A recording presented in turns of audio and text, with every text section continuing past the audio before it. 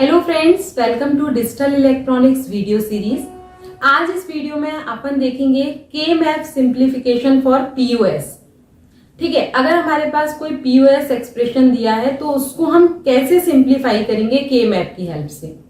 अभी तक जितने भी वीडियो थे उसमें हमने एसओपी फॉर्म का सिंप्लीफिकेशन देखा, यानी अगर हमारा एक्सप्रेशन एसओपी फॉर्म में दिया है तो उसे हमें के मैप की हेल्प से कैसे सिंप्लीफाई करना है, या अगर हमें आंसर चाहिए एसओपी फॉर्म में तो हमें के मैप की हेल्प से कैसे सिंप्लीफाई करना है वो देखा। अभी तक अपन ने पीओएस के लिए के मैप सिंप्लीफिकेशन नहीं देखा है, तो आज इस वीडियो में अपन देखेंगे कि के मैप को हम कैसे सॉल्व करेंगे पीओएस के लिए। तो आज इस वीडियो में अपन देखेंगे के मैप सिंप्लीफिकेशन फॉर पीओएस। जैसा कि आप जानते होंगे कि पीओएस लिखा जाता है लो आउटपुट के लिए और एसओपी लिखा जाता है हाई आउटपुट के लिए। मान लीजिए हमारे पास कोई ट्रुथ टेबल है दो वेरिएबल का ए और बी, इसके 4 कॉम्बिनेशन होंगे। ठीक है, इसके लिए मान लीजिए हमारा आउटपुट आया 0 0 1 0, तो पीओएस हम लिखेंगे उन इनपुट कॉम्बिनेशन के लिए जिसका आउटपुट 0 है। पीओएस हम उस इनपुट कॉम्बिनेशन के लिए लिखेंगे जिसका आउटपुट 0 है, यानी इसके लिए इसका आउटपुट भी 0 है तो इसके लिए, इसका आउटपुट 0 है तो इसके लिए। और एसओपी हम लिखते हैं उन इनपुट कॉम्बिनेशन के लिए जिसका आउटपुट हमें 1 मिलता है। तो POS always written for low output, SOP always written for high output. ठीक है, तो यहाँ पे हमें के मैप की जो फिलिंग करनी है उसमें 0 फिल करना है। तो यहाँ पे मैं आपको एक एग्जांपल की हेल्प से बताऊंगी कि पीओएस के लिए हमें के मैप कैसे सॉल्व करना है। ठीक है, तो ये हमारे पास एक एग्जांपल दिया है, minimize the following expression using K map. K map की हेल्प से हमें इस एक्सप्रेशन को मिनिमाइज करना है। तो सबसे पहले कोई भी एक्सप्रेशन अगर आपको दिया है तो आप फाइंड आउट करिए कि वो एक्सप्रेशन आपको एसओपी फॉर्म में दिया है कि पीओएस फॉर्म में दिया है। तो यहाँ पे देखिए, अगर यहाँ पे आपका पाई कैपिटल एम लिखा है मतलब आपका ये एक्सप्रेशन आपको पीओएस फॉर्म में दिया है। अगर यहाँ पे समेशन स्मॉल एम लिखा होता तो हमारा एक्सप्रेशन एसओपी फॉर्म में होता। ठीक है, अब क्योंकि एक्सप्रेशन पीओएस फॉर्म में है तो ये जो दिए हैं वो हमारे होंगे मैक्स टर्म। ठीक है, और पीओएस फॉर्म में ये दिए रहते हैं मिन टर्म। तो अब हमारे स्टेप के मैप को सॉल्व करने के लिए बिल्कुल सेम है जो हमारे एसओपी के टाइम पे थे। सबसे पहले हम क्या करते हैं, स्टेप 1 हमारा कहता है find the number of variable. कितने वेरिएबल के लिए हमें के मैप बनाना है वो हम फाइंड करते हैं। यहां पे मैं स्टेप्स लिखती जाती हूं। First, find the number of variables. ठीक है, तो हम सबसे पहले नंबर ऑफ वेरिएबल्स फाइंड करेंगे। यहाँ पे देखिए 0 to 7 इसकी रेंज है। 0 to 7 यानी ये के मैप बनेगा 3 वेरिएबल के लिए, क्योंकि 2 raised to the power 3 equal to 8 आता है और 8 की रेंज होती है 0 से लेकर 7। तो यही रेंज दी है, इसीलिए 3 वेरिएबल के लिए ये के मैप बनेगा। और 3 वेरिएबल में कितने सेल होते हैं, तो सेकेंड स्टेप है हमारा फाइंड नंबर ऑफ सेल्स। कैसे फाइंड करते हैं, 2 raised to the power n से, जहां n is the number of variable है तो इससे फाइंड करेंगे। 2 raised to the power 3 के लिए हमारे पास 8 सेल्स होंगे के मैप में। ठीक है, तो ये 8 सेल्स या 8 इनपुट कॉम्बिनेशंस होंगे मैक्स टर्म के। ठीक है, जितने नंबर ऑफ सेल होते हैं उतने ही हमारे पास मैक्स टर्म्स भी होते हैं। तो 3 वेरिएबल के मैप डिजाइन करिए। जैसे हम एसओपी के लिए डिजाइन करते थे वैसे ही आपको पीओएस के लिए भी डिजाइन करना है। इसमें हमें 8 सेल बनाने हैं। ये देखिए 4 सेल ऊपर है, 1 2 3 4 5 6 7 8 सेल का के मैप तैयार है। 3 वेरिएबल है तो एक वेरिएबल हम यहाँ लिखते हैं और 2 वेरिएबल यहाँ लिखते हैं। कुछ लोग इसको वर्टिकली इस टाइप से भी बनाते हैं, 2 वेरिएबल, एक वेरिएबल यहाँ लिखेंगे, 2 वेरिएबल यहाँ लिखेंगे। तो अपना अपना बनाने का तरीका है, लेकिन मैं हमेशा जो फॉलो करती हूँ वो ये फॉर्मेट फॉलो करती हूँ, और आप हमेशा एक ही फॉर्मेट को फॉलो करिएगा जिससे कंफ्यूजन नहीं होगा। ठीक है, अब यहाँ पे एक वेरिएबल है ए के कितने पॉसिबल इनपुट कॉम्बिनेशन होंगे? 2, 0 या 1।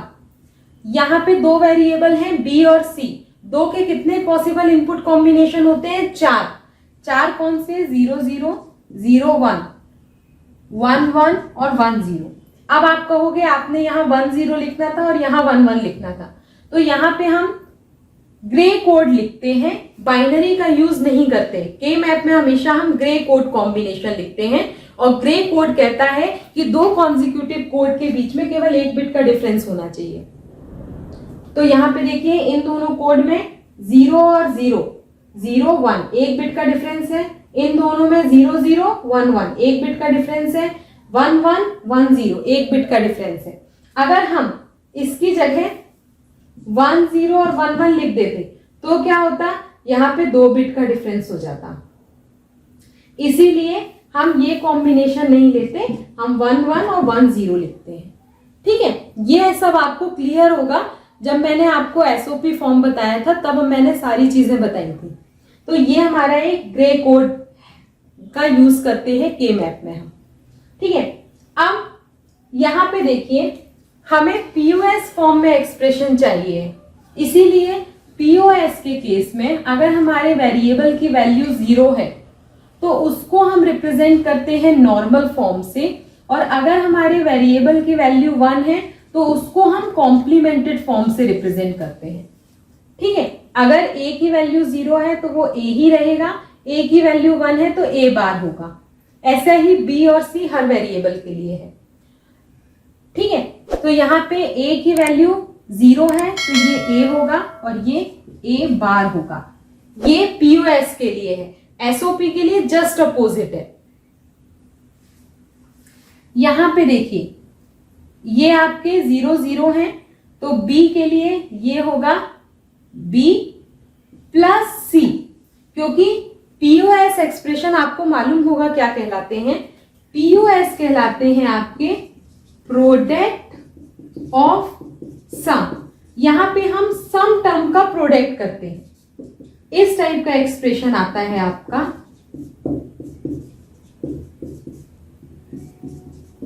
ठीक है, तो इस टाइप का जो एक्सप्रेशन होता है जहां पे हम इन सम टर्म के बीच में प्रोडक्ट करते हैं उसको हम कहते हैं पीओएस एक्सप्रेशन, और ये जो सम टर्म होते हैं वो हमारे कहलाते हैं मैक्स टर्म। ठीक है, तो ये हमारा पीओएस कहलाता है।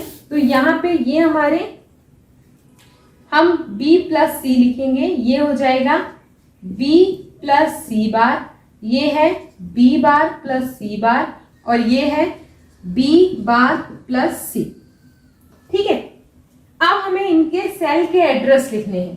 तो जैसे हम लिखते हैं, हमें मालूम है ये हमारा MSB होता है और ये आपका LSB है। तो यहां से हम MSB लेते हैं 0, ऊपर से हम 0 0 करेंगे। इनका जब डेसिमल इक्विवेलेंट निकालोगे तो ये आएगा 0।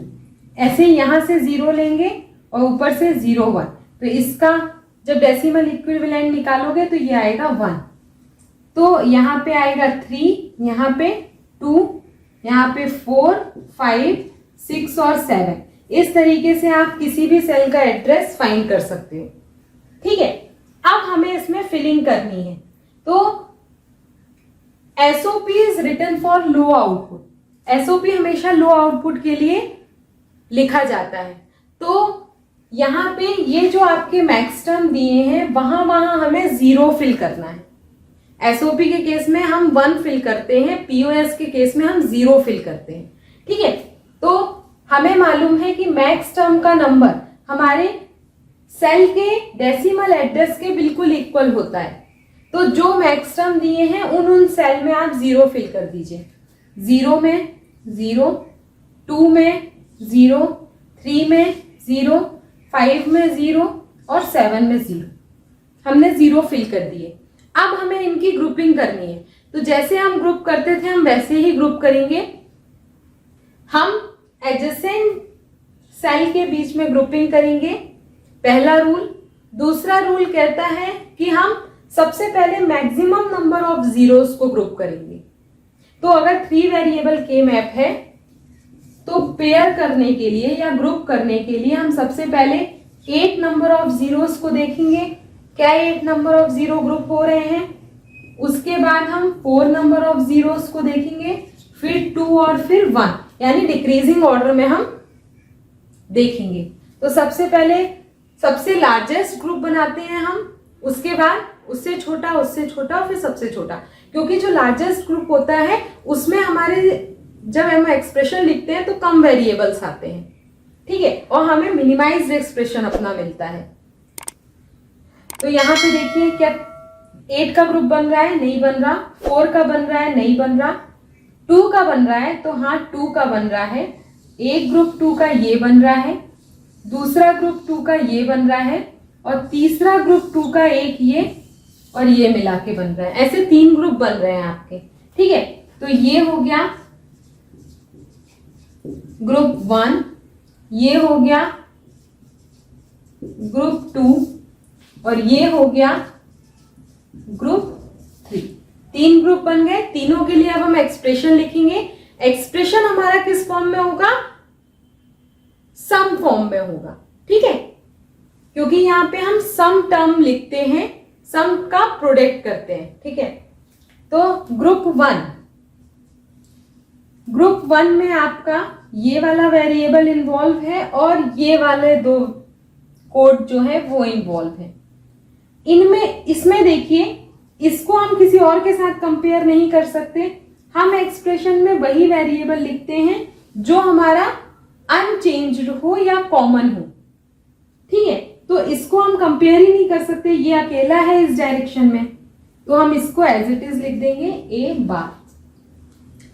यहां पे हमने इन दोनों जीरो को पेयर किया है, तो इसमें ये दोनों आपके कोड इन्वॉल्व होंगे। इन दोनों में देखिए हमारा कॉमन कौन सा है और चेंज कौन सा हो रहा है। बी बार में चेंज हो रहा है, सी हमारा कॉमन है यानी चेंज नहीं हो रहा। तो यहाँ पे आप लिखोगे प्लस सी बार, तो हमारे ग्रुप 1 का एक्सप्रेशन आ गया। इसी तरह हम ग्रुप 2 के लिए लिखेंगे। ग्रुप 2 हमारा ये है, ये हमारा ग्रुप 2 है, ठीक है, 3 और 7 नंबर के सेल का। इनमें हमारा ये दोनों वेरिएबल इन्वॉल्व हो रहे हैं और ये वाला वेरिएबल इन्वॉल्व है। इन दोनों में देखिए ए कॉम्प्लीमेंट में चेंज हो रहा है, तो हम ए को कंसीडर नहीं करेंगे। जो भी चेंज होगा वेरिएबल उसको नहीं लेना, जो कांस्टेंट होगा वही बस हमारे एक्सप्रेशन में आएगा। इधर पे देखिए ये वाला इन्वॉल्व हो रहा है, इसके अलावा और कोई इन्वॉल्व नहीं हो रहा, तो इसको हम एज इट इज लिख देंगे बी बार प्लस सी बार। अब ग्रुप 3 के लिए देखिए, ये दोनों जीरो की पेयरिंग की है हमने। इसमें आपका ये वाला ए इन्वॉल्व हो रहा है और ये वाला ग्रुप इन्वॉल्व हो रहा है, ठीक है। तो ए को हम किसी के साथ कंपेयर नहीं कर सकते क्योंकि इसमें केवल यही वाला ए इन्वॉल्व है, तो ए हम एज इट इज लिख देंगे प्लस। इन दोनों में देखिए कौन सा कांस्टेंट है? सी कांस्टेंट है, बी बार में चेंज हो रहा है, तो हम सी लिख देंगे। हमें यहाँ पे 3 सम टर्म मिल गए, ठीक है। इनके बीच में अब हमें प्रोडक्ट करना है, तो यहाँ पे एक्सप्रेशन हम लिखेंगे। फर्स्ट ग्रुप को प्रोडक्ट करेंगे सेकेंड ग्रुप के एक्सप्रेशन के साथ, उसको प्रोडक्ट करेंगे थर्ड ग्रुप के एक्सप्रेशन के साथ, तो हमें अपना POS फॉर्म में फंक्शन मिल जाएगा। यहाँ पे देखिए फर्स्ट ग्रुप का क्या है? ए बार प्लस सी बार। दूसरे ग्रुप का क्या है? बी बार प्लस सी बार। और तीसरे का क्या है? ए प्लस सी। ये हमारा मिनिमाइज्ड बूलियन एक्सप्रेशन है POS फॉर्म में, ठीक है। यही हमें यहाँ करना था। तो ये हमारा एक 3 वेरिएबल का के मैप सिंप्लीफिकेशन है POS के लिए। अब नेक्स्ट वीडियो में हम 4 वेरिएबल के लिए देखेंगे कि 4 वेरिएबल के मैप को हम कैसे सॉल्व करेंगे POS के लिए। तो stay continue, keep watching, keep supporting. अगर वीडियो अच्छा लगा हो तो इसे लाइक जरूर करें, अपने फ्रेंड्स के साथ शेयर जरूर करें और चैनल को जरूर सब्सक्राइब करें। Bye bye.